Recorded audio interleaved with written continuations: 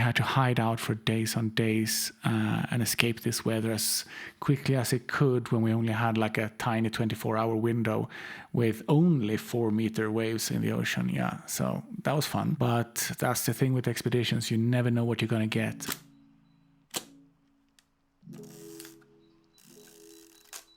Hello there and welcome. I'm sitting here in the darkness of my office. Well, a darkness except for this super annoying ring light that I have right in front of me because I'm doing color critical work. Got in front of me a color calibrated monitor. I got images from Svalbard that I want to share with you guys. And we're going to edit 3 of perhaps my favorite images from Svalbard. And as I promised in last week's video, one of them is a pano, and I'm just going to quickly show you how I edit that together. But we're starting with 16 images that I'm not going to edit. Well, I'm not going to edit them now. I'm not saying I'm not going to edit them ever. Some of them I actually really like, and some of them I really dislike. And I thought that could be quite fun. In total in Svalbard, I shot 2,475 images in Svalbard. At least half of this journey was lost due to a very severe storm.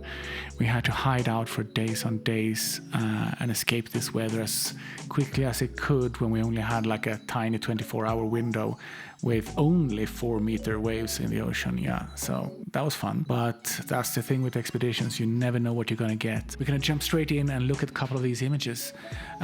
This first one here is of an unnamed glacier. I don't actually know what it's called. Normally I take really good notes of what I photograph and the names of them, etc. But on this day, after all the storms we'd had, I was just too tired. So what I like about this photograph is, of course, the ice, the calving glacial ice stuck in the sea ice here. I do not like the birds where they are positioned, so they'll be cloned out. Love the drama in the sky, the clouds, and of course, by the way, this is a raw file. This is not an edited image, and I'm not going to edit it either, at least not now. An image that I did do a first edit on, Senior Walrus, Mr. Walrus, Wally the Walrus. Black and white. I really enjoyed shooting this specimen and had a great session with him, and I think I released that in 2 videos ago. I'm not sure if I ever showed this image, but it's one of my favorites in terms of portraits. Personally, typically enjoy shooting environmental stuff more, but this one here is nice. This here is another image, and this here is another photograph that I really enjoy. It's a king eider and his lady. A little bit too short depth of field. I'm at f4, 560 millimeters, so that means a 400 mil lens with a TC on. Cropped in a little bit, so this one is a first quick and dirty edit. I enjoy it, but probably isn't going anywhere, this image. It's not good enough. Here's a great example of an image that I probably will look at 15,000 times and never edit. And why is that, you wonder? Well, it has everything. It has great light, atmosphere, glacier, ocean, sea ice. It has everything. But the problem with an image like this is compositionally, it's to me boring. I could make it work with editing and a lot of drama, but that's not how I like to edit. I like to edit in my images in a way that they kind of reflect reality, at least in a way that reflects the reality that I saw. This image does not. This will be one for the archives, but we'll see. Maybe it will grow on me. Sometimes that happens, right? Same eyes as the image we saw before, but a much tighter one. Shot at 279 millimeters, I can see there. I really like it, actually. I love the blues. I love how it's separated from the glacier in the background, the mountains in the top of the image. One of my favorite fox images. This one is a first quick and dirty edit. I think I edited this one on Svalbard when I was there. I really enjoy this Arctic fox running across the sea ice. Here he is, or she, I'm not sure, again, sitting there looking at me, looking at her or him. The dynamism between me as a photographer and the animal in this one. I love how the eyes and the snout is just like a black silhouette on this white animal. This is a shot I really enjoy and probably will do something with. A pano, probably like 6 images or something, I think. It's 20,000 pixels as well, so it's quite a lot of pixels. Pano that I really enjoy, but it's a little bit too bland to edit today, but this one will definitely be edited before I'm done with my images from Svalbard, April 2024. Oh, here's one of my favorites. Everything came together here. Love the patterns in the ice. Love the bird. Love the mountains. Like, it's a bit crooked perhaps. It is shot with my 55mm lens. I'm really happy. I'm really happy with this image. There's nothing that I will say is wrong with this image. And when I edit and finish this one, I think this will be an absolutely gorgeous photograph. But we're not editing that one today either. The panorama that I shot in last week's video, this is the edited version. If anyone wants to see the raw file, that's the raw file. That's the edited. Quite happy with that as it turned out. Missing a bit of the drama or the simplicity. I'm not sure which one of the two I will need to edit in, but not done, and I'm not sure where I'm going to take the concept of this image yet, but I'll get there eventually. The same mountain you see, the triple there on the right, absolutely gorgeous. Here's a pano, I think like what, 4 images, and the reason this is a pano is because this is shot at 100mm and I needed to go wider. But I didn't have anything wider unless I was willing to go to 55mm and also go into the ship and get my actual lens, which I was not willing to do. So what you do, where you take your the widest you have on this lens, 100mm, and you make a pano and you get this. And I'm really happy that I did, because this is going to turn out to be a gorgeous image when I'm done editing, or when I start editing this one. Surprising and unusual even for myself. I just think that this image represents the journey that we were on, how we traveled through Svalbard. Anyone seeing this image would probably say, oh, you're on a ship driving through ice. Without seeing the ship, you know all this information, and I like that in this photograph. It tells this incredible story without telling the story. Like it. The most incredible light we had in entire expedition. And this is the kind of image where I'm not happy, I'm not satisfied. This image is about light. I don't like to make images about light. I want to make images where the composition is strong with or without the light. Here the composition is weak, but we have incredible light, so the image works anyway. Otherwise it would just be a boring mountain chain or a boring island with sea ice in front. The light makes it work. Thus I don't like it super much. Probably come back to it anyway because the light is so freaking incredible. And of course, this is a raw file, unedited, untouched. A panorama of the same scene. If you see here on the right-hand side, actually, this part here, okay, needs some time to load. This light here, so soft, so ethereal. And there is actually a polar bear lying somewhere here. You can't see it now, but in the dark, I think it might be this dot here, or, well, one of the dots is a polar bear. But this incredible light, wow, wow. But still, compositionally, is it strong? Well, unfortunately, no, it's not. As I'm looking at it now, I should probably crop it around about here and make it a different aspect ratio.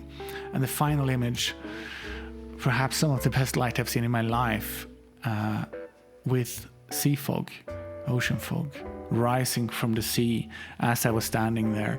This incredible sunset. Wow. But compositionally, ooh, so weak. So weak. This is a postcard. I don't like making postcards. Will this go anywhere? Probably not. I just wanted to show it because I freaking love the light, and I wanted to make the point that light is not everything. Light without composition is nothing. Sure, you have some different levels. You have the ocean, you have the mountains, and you have the symmetry in the clouds happening above. Sure, all that works. But is it strong enough? And of course, this again is a raw file, unedited. Actually, this might be a little bit edited. It's definitely not ready, but this might be the one I played around with. Yeah, I've done some very light things. Let's just reset this one.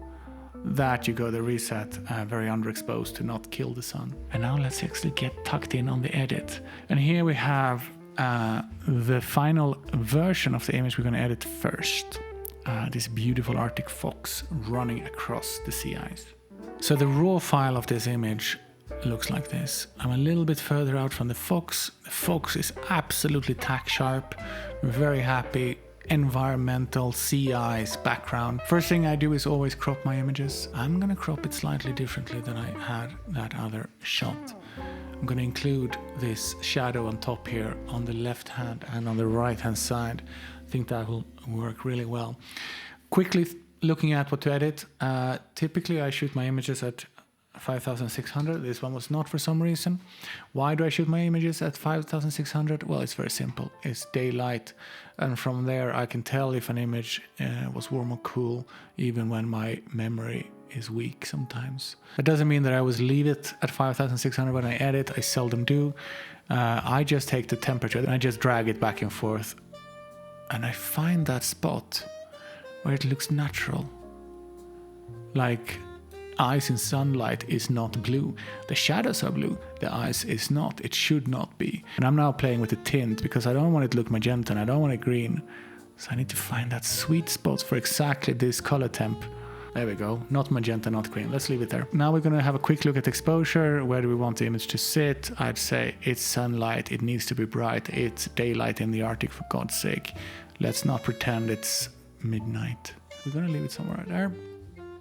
So first I do is set the global kind of contrast, and I do that by pulling down my highlights, bringing up my whites ever so slightly. So what I do when I do a first kind of having a look here at the tones is to just set a general global contrast, and I want that to be very mild. I don't want to be too much, okay? Vibrance, saturation, we're not going to touch that for now. We're going to jump straight into the tone curve. So I normally lift my shadows ever so slightly if it is for web use. When I print, I remove that because I think that when you print, the paper brings a little bit of matte. At least I print a lot on cotton paper. So I think that brings in a fade naturally and it looks good. For internet, that doesn't happen. So our screens today, mobile phones, etc., are way too saturated, or particularly in the blacks. And I just don't like it. They're too contrasty. So I give it a little kiss of a fade. Ever so slightly, going to give it a bit more contrast. Just a tiny S curve. Definitely, I'm going to go to my saturation slider on the HSL. So the color mixer, the saturation. I'm going to take my blues, and I'm going to pull back on the blues. I'm allergic to blues. I don't like blues in my images, and at least not in these kind of images. I often bring vibrance negative and then I give it a kiss of saturation. I just find that brings out the images in a nice way. We're going to do two things now to bring this image together. One is to treat the mountain chain. So now we start doing localized things.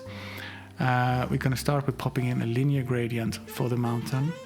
Okay, and I want that just to stop at the bottom of the mountain and then fade ever so slightly into the sea ice, and we're just gonna go negative exposure. I'm gonna hit M for another linear gradient. I did this on my first image. I very seldom do anything like this, but I made a fake shadow because I needed for this fox to have something to run on. Now we're gonna do duplicate this mask in a new one. I'm gonna hit Option key on Mac, intersect, and we're going to pick luminance range, and we're going to zoom right in, and we're going to pick one of these highlights here. What we're doing is basically just targeting all these bright spots. I'm just bringing down the whites ever so slightly. If I do too much, I get this artifacting, right? So we can't do that. Now I believe actually that this is a shadow coming in, and the final thing I'll do is probably some localized stuff here. So create new mask, select object. So we're gonna do a option intersect, and this is the greatest update in Lightroom in years. Pick the luminance range. Just gonna do that. Just give that a kiss of light. We're gonna give that a kiss of color temp. We'll make it a little tiny smidge warmer. It will just stand out better. Hit K for a brush. Let's flow at 100. We want flow to be at 10, maybe 15 is fine. I'm just gonna paint down on the shadows here, and then we're gonna lower the exposure. This here is how simple this beautiful fox image was edited, with a fake cloud leaving a shadow. And this was the original one. You can see here I left it quite a bit cooler. Quite a bit cooler actually. And the composition is slightly different. I will dare say that I actually prefer the original edit, the one I had spent more time on. I like the blueness in the shadows in the foreground, particularly something that I see I missed here because I wasn't thinking about the shadow in the right way. Because obviously if we're going to have a shadow there, we need to cool that down. I'm going to drop in a second shadow just to make that one a little bit more pronounced towards the end of the frame. And there we go. Now I probably prefer this one. Original edit, new edit. What I like is that this line here mimics this line here on the top. So the very bottom shadows and the very top shadows now mimics each other. I think that's nicer. What do you guys think? Which one do you prefer? The original edit that I did back in Svalbard, or the one I did now? We're now going to quickly jump over to my next image. This here is Wally the Walrus, or Willy, maybe, I don't know. I love this image, I cannot say anything else. Environmental portrait, super soft, chilled. I had another image with a beautiful mountain in the backdrop, but which actually had a stronger composition because the mountain was also pointing towards the walrus. This here is the raw file. Different, eh? This is the type of image that I absolutely hate. So blue. This so beautiful and soft. I don't want that walrus to be centralized.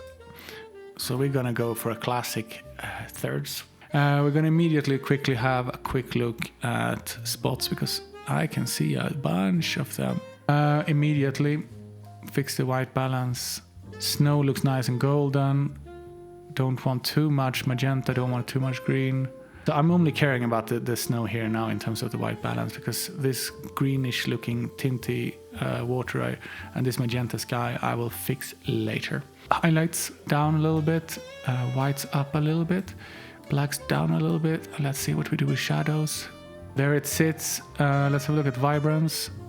Yeah, ciao. And give it +6 as well there. Always on the second one here, which is the point curve, and picking the selector or the pipette.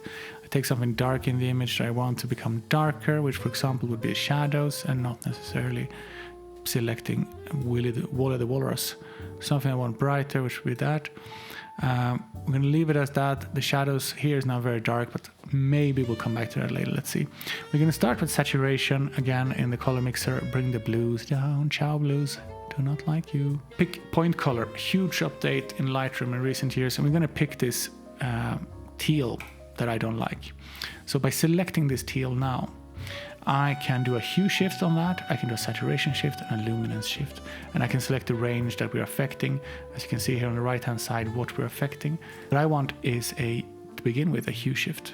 So if I drag it to the left, more tealy, and to the right, we get it more magenta. I said I thought it was too tealy. So what's the fix for that? Well, the fix is to make it magenta. And saturation, bring that ever so slightly down. You see what we're doing to the water. I only care about the water now, ignore the sky. And then luminance shift, we give that a kiss of light. And now we're going to do a second, and we're going to pick this pesky magenta in the sky. You can see here it sits right in the blues, but it's too close to the magenta. Hue shift. Also affects, unfortunately, a little bit the water. It's too close. So we can do the range. We can do the visualize range and see what we're not capturing. We have now created an image where the magentas are extremely controlled, the greens and the teals extremely controlled by using the color mixer here. I'm super happy with that, although with the point color I should call it, sorry. Hit M for linear gradient. I'm going to pop one in from the bottom, and now I'm going to bring some contrast into this image. Another M for the sky, shift to make it completely horizontal, and exposure is going to go up. Look before or after this. This filter has really changed the image. Love it. And now we're going to go in and we're going to go for the eraser. And let's see if we can get rid of this pesky zodiac. Ciao. I'm going to do as a final step, create new mask, a radial gradient, centralize around my lovely walrus, and then inverted exposure. This is too high contrast. Let's just fix that in the curve. Which one do you prefer? The original edit that I spent a lot of time editing, very desaturated, natural looking thing, or this new one that I did just now? Personally, I prefer the original one. The final image we're editing today is the panorama. Not the one I shot in the video last week, but a different one that I like much, much more. Complex tones of magenta and light blues, some teals in there as well, beautiful contrast in the mountain, a scene that really speaks to me compositionally. So this is image 1, 2, and 3.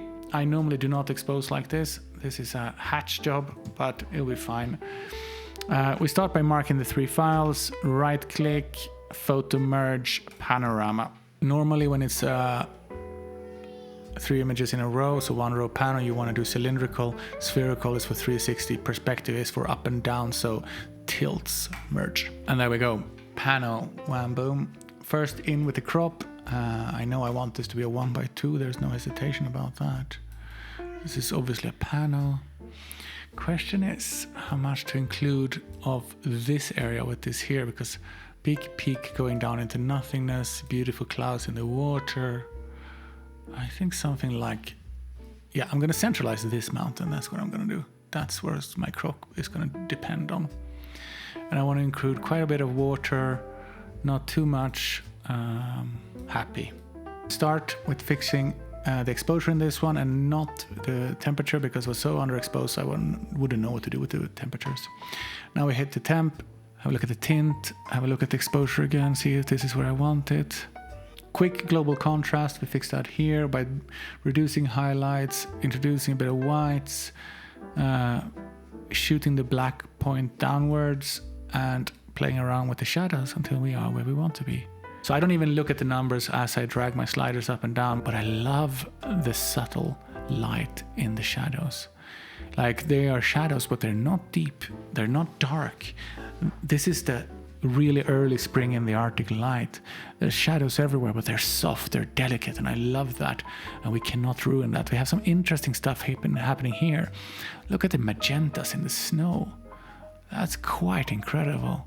I love that. And obviously that magenta is being reflected by the sunset light coming from the sky above, from the clouds here, I mean. So that's real light, and we're not going to remove that. Let's put a black point on this one, actually, I think. Let's pick something dark like this here. And this is how I edit my Arctic stuff. I don't want it too high contrast, because the Arctic is soft. It's fragile, it's beautiful, it's eternal, it's cushions of snow that looks warm and inviting, even though they're cold and killing. For us humans, that is. Vibrance, let's see, down, up. I will actually probably here go a little bit plus on the vibrance and a touch plus on the saturation, because I want to bring out these magentas. Guess what? We're going to desaturate the blues, guys. Here we go. Ciao, blues. What I'm looking at here is the ocean, and I'm looking at this little top here, little corner. M for a linear gradient. Let's take care of the water. Shift to make it horizontal. Exposure down we go. There, it looks good, looks natural. Actually hit M for a second one, shift to keep it linear. I always ask myself one question repeatedly when I edit: do I believe what I'm doing? And I love this here. You see how the earth atmosphere, the heat rising from the water, the reflections, how all this here is making the coastline disappear. I love that detail. So I don't want my shadow coming up to disturb that. I want to maintain that. So looking at this image now, what's missing is the golden light, because there is golden light coming in here and I'm not seeing it. We are gonna hit okay for brush, and we're just gonna paint over all the stuff that we want to include, which is the mountains. Option, intersect, the most important update in Lightroom forever, luminance range. And now I'm just gonna pick that stuff. Immediately it singles out the stuff that I want. And then we're gonna hit subtract. So let's go. Almost perfect. So you saw what I did there. First K for brush. I brushed all the mountains at 100%. Then I did intersect, luminance range to pick only the luminance. And then I pick subtract, so remove from my mask the sky. And we got an almost perfect selection of all the highlights there. Show overlay off and on. It's all the highlights. So now we're gonna give this a kiss of warmth. I'm gonna go into the luminance range and play with that so that we are feathering sufficiently. Duplicate mask 3. Here's mask 3. Luminum range. And now we're gonna go all the way to the other side. What we want to target now is the shadows. It's the subtlest of changes in the shadow, just cooling them down ever so slight. Hit L twice. L is for lights out, and it just dims your screen. And I'm going to sit here and I'm going to stare at this image for a few seconds. I love it. Except that pesky mountain on the right, which keeps distracting me. If I were to crop it differently, I like the space here. I just don't like this pesky mountain. So let's just try. Let's just try to erase it. Let's see what happens. I don't do a lot of that, I say, and this is the second time in a day. Let's see what that does to it. Okay. Let's just zoom out and see. Oh my god, that's so much better. Yeah, I would probably do a better job in Photoshop to take that piece of rock out, but we are done. This was the original edit of that image. Slightly high key, slightly brighter, and that has been a trend through all these 3 images. The other 3 images were edited on my MacBook Pro laptop screen, and these images you see right now are edited on a calibrated monitor at home. This is how I edit my Arctic images. High key, low contrast, preserve the natural light, do not make it blue, make it golden. The light in the Arctic is not blue, it's golden. The shadows in the Arctic are extremely blue and soft and fragile. Keep them soft and fragile. Unless, of course, you're doing a black and white, and then you should do whatever you want and go to town. But this here, for me, this is how I love to see Arctic images. And thank you so much for watching me edit these 3 images. Tomorrow I'm flying again to Svalbard, so I'm photographing more of these mountains starting early next week, and I'm so excited to be going. Thank you so much for watching. I hope you learned a little bit about how to edit Arctic images, or for that matter, how to edit snow images. I really enjoyed making this video together with you guys. Thank you so much for watching. I'm gonna go flying to the Arctic. Questions about this editing, or comments perhaps, leave them below. I answer every comment that I find to be relevant. Thank you guys so much, and have a lovely, lovely week.